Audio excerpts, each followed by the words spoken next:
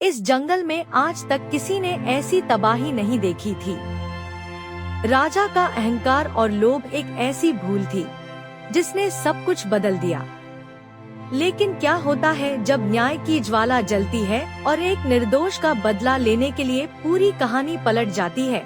बहुत समय पहले एक हरा भरा जंगल था जहां जानवर खुशी से रहते थे। जंगल का राजा, एक सुंदर और बुद्धिमान बंदर जिसका नाम वनराज था, अपनी प्रजा के बीच बेहद प्रिय था।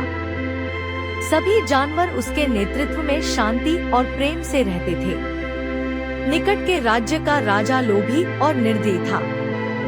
उसे हमेशा दूसरों की चीजों पर अधिकार जमाने का शौक था। उसने जंगल की हरियाली और बंदरों के फल खा लेने की आदत देखी और सोचा कि इन्हें खत्म कर दिया जाए ताकि सारे फल उसके महल में आ सके। राजा ने अपने सैनिकों को जंगल भेजा। सैनिकों ने निर्दोष बंदरों को मारना शुरू कर दिया और जंगल के फल काटकर राजा के महल में पहुंचा दिए।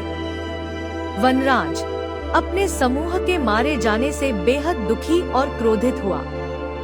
उसने ठान लिया कि वह राजा को उसके कर्मों का फल अवश्य देगा।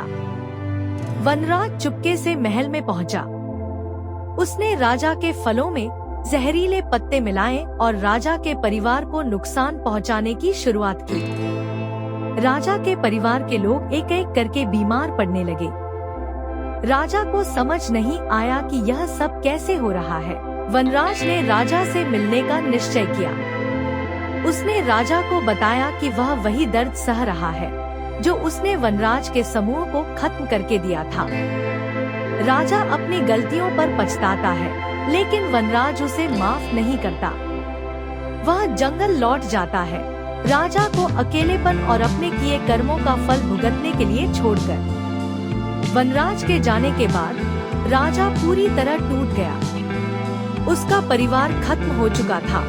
प्रजा उसे दोषी ठहराने लगी थी और उसका महल खाली लगने लगा।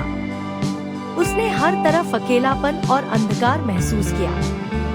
राजा ने अपनी गलतियों को सुधारने का निश्चय किया। उसने अपनी संपत्ति का एक हिस्सा गरीबों और जरूरतमंदों में बांट दिया। वह जंगल में गया और पेड़ लगाने तथा जानवरों की देखभाल करने का काम शुरू किया। वनराज ने राजा के बदले हुए स्वभाव और कार्यों के बारे में सुना। उसने राजा से मिलने का निर्णय लिया। वह जंगल में राजा को पेड़ लगाते और जानवरों की सेवा करते हुए देखता है। वनराज राजा के पास गया और उसे उसकी मेहनत और सच्चे प्रायश्चित के लिए माफ कर दिया। दोनों ने शांति और मित्रता का संकल्प लिया। जंगल फिर से खुशहाल हो गया। राजा ने जंगल को अपना दूसरा घर बना लिया और जानवरों के लिए हर संभव मदद की। वनराज और राजा ने मिलकर प्रजा और जंगल का अच्छे से ख्याल रखा। जंगल फिर से खुशहाल हो गया। राजा ने जंगल को अपना दूसरा घर बना लिया और जानवरों के लिए हर संभव मदद की। वनराज और राजा ने मिलकर प्रजा और जंगल का अच्छे से ख्याल रखा।